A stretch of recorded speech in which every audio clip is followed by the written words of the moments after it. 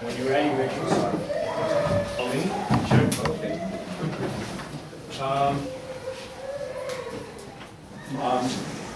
Thanks, Harvey. Thanks for inviting me. My name is Richard Lynch. I'm a very long-term, lifelong Staten Islander. I've been keeping dark frogs since 1998, but I've been keeping reptiles and amphibians for a lot longer than that. And I'm a botanist by profession, and I do a lot of conservation work on Staten Island.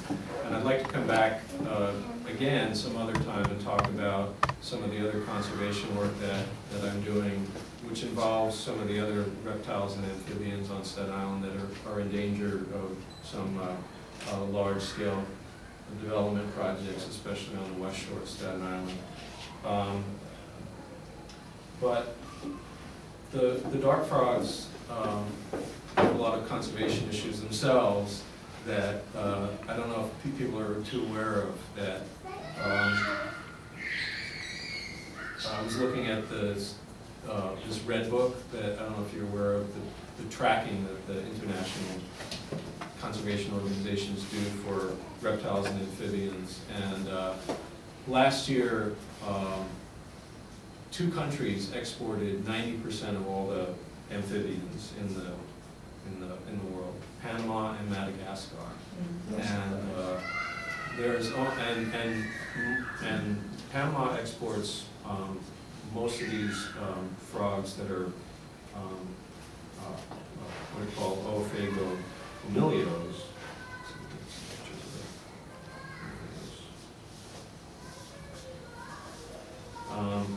And pomilios are sweet frogs. They're little frogs, and they're listed as CITES 2 frogs, which means that they're between threatened and critically endangered, and they're exported as what are called, farm raised, which supposedly means that they're bred in farmed facilities. But what happens is that they're taken from the wild by Amerindians and kept in these bottles for months at a time, and then they're brought to these facilities where the exporters rebottle them and then transport them. Generally 90 or 95% of them die in transport, and then they make them to be retailers in the United States, and then the last 5% of them die between these retailers and the houses, the homes, the people that buy them. So it's a pretty bad situation.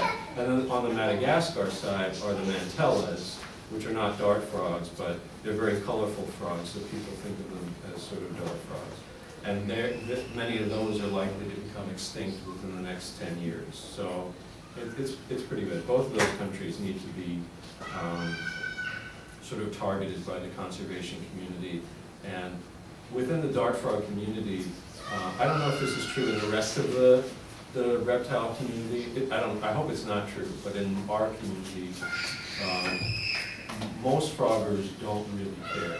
Like you have all these forums for reptile people and frog people, and if you put up a post saying, "Would you buy an extinct species or an endangered species?" most people would say, "Yeah, I'd buy it.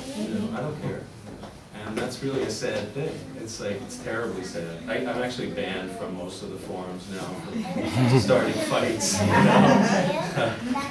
I'm permanently banned from 2 and chronically banned from 2 others. So, but that's sort of the state of it. So, one of the things that I do, and I think is really important, is with some other breeders, we've started a captive breeders group, and I spend almost all of my time now captively breeding frogs.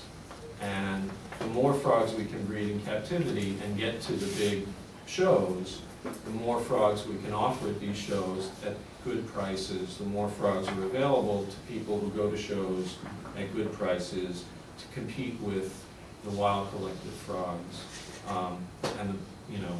If you offer really nice frogs that are captive bred at a good price, that's just a better choice than weak, horrible looking frogs. And close them out, just make them obsolete. Yeah, so I think that's a really good front to work on from, as well as the other side of it, which is, we have an active case with U.S. Fish and Wildlife against one of the smugglers here in New York City who was, at a frog party a couple of months ago selling literally endangered smuggled frogs, and just telling people he smuggled them through Europe and said he faked the paperwork, and he was really proud that he was able to get them through Fish and Wildlife. So, so working on both levels is sort of the key. So in my own collection now, I have about 100 breeding pairs and about 300 frogs total at any one time. So it's a pretty big operation. But these are the frogs that I started out with. Dendrobates leucomelas, the bumblebee frog, the yellow and black one, was my very first frog.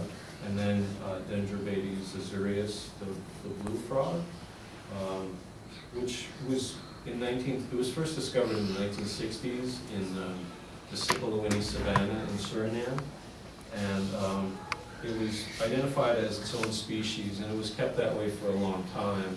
But then it was recently lumped into Dendrobates tinctorius, which is the dyeing, like you dye clothes,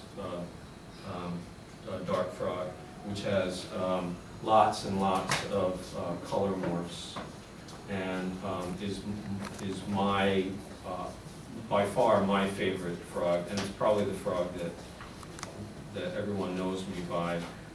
I keep probably as many different color morphs of Dendrobates tinctorius as possible. I think that it's a big, bold frog. It's always out in the terrariums. A lot of people keep the little tiny thumbnail frogs, like that familia that I was showing you. A lot of these frogs, they just hide all the time.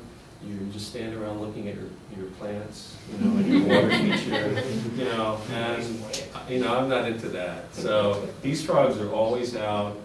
The leucomelas have a really nice call. The azureus don't have much of a call, but they're always out. They're very pretty. I love the idea that you have one species, but based on where it comes from in the rainforest, they have very different looks. They evolve differently.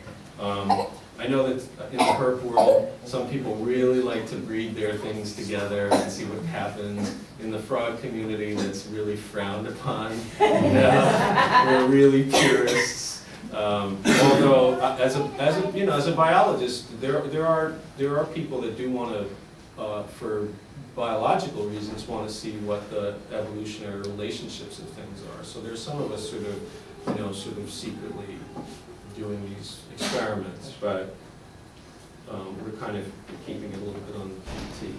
But I breed most of these frogs now, and so if anybody's interested in the bigger world of Dendrobates tinctorius, I'll be happy to answer.